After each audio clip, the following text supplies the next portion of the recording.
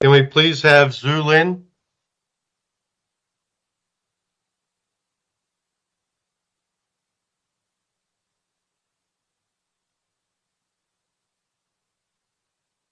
Zhu, if you're available, state your name and then proceed.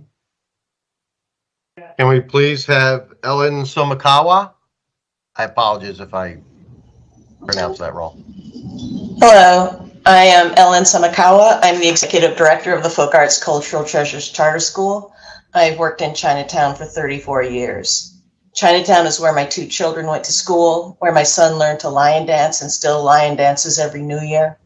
Chinatown is where 26 years ago we started the Mid-Autumn Festival, one day a year when thousands of people claim 10th Street and celebrate our community.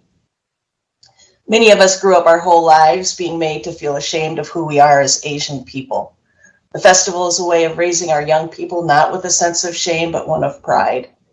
Over 250 youth make the festival happen each year, and now generations of young people have come up from being toddlers at the festival to being its organizers.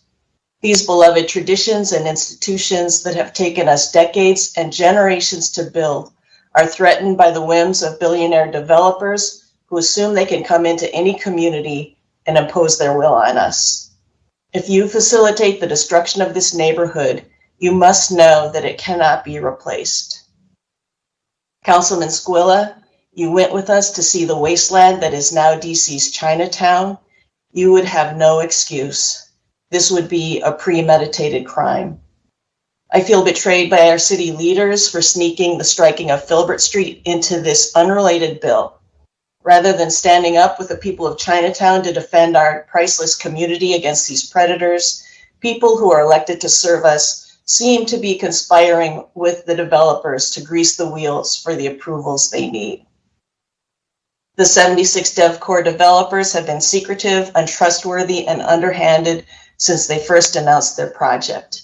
It feels as if our city officials are considering doing their bidding in the same secretive, untrustworthy, and underhanded manner. I hope you will prove me wrong. Thank you for striking Section 2 of the bill.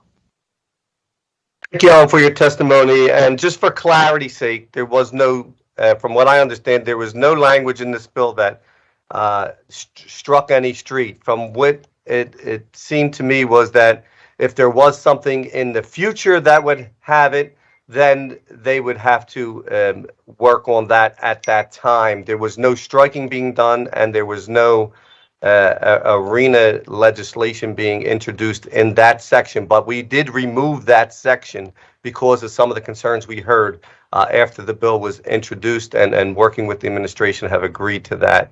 So that just for clarity. Thank you, Ellen, for your testimony. Mr. McMonagle, please read the next